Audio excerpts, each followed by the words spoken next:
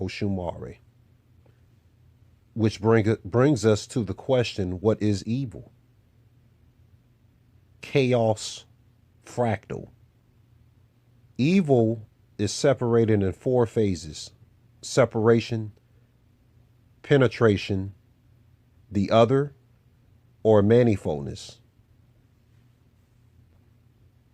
According to occultists, what characterizes evil is that it is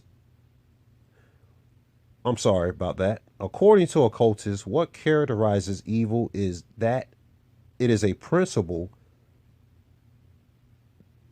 that divides, separates, and isolates. An original harmonic unity exists, created by God. But if this unity is divided, evil arises. When parts of creation or certain aspects of God gain independent existence in relation to God's unity, it becomes evil. Hope you're getting this. So this is the esoteric definition of evil, separate from religious. Okay. When parts of the universe leave their predestined paths, that is evil.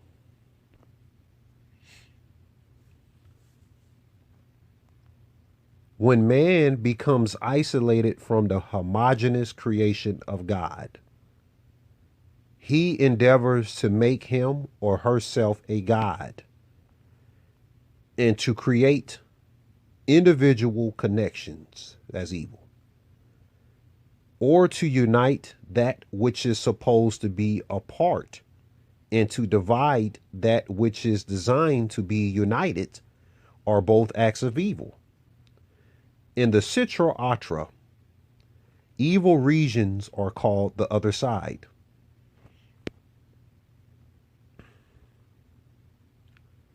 A deviation from the norm of God in creation, evil is rooted in God, where it exists as only a mere potentiality. So evil is a mere potentiality. It can be a part of God's being or can consist of a separate being that, however, operates within the frame of God. Because of transgression, sin, and disaster, evil gains an independent existence and is often radicalized. Evil enables the creation of something outside of God. It is thus essential for all existence outside of God. Evil is prerequisite of creation, which is darkness and light. Evil is interpreted as a situation in which man or someone or something outside God does what God does. Magic is unlike religion. Religion makes a person beg for energy outside themselves. In magic, the initiate uses will, or the adept uses will to receive that energy instead of begging. And that is considered evil because you must beg God to receive energy or to pray. Hope you understood that.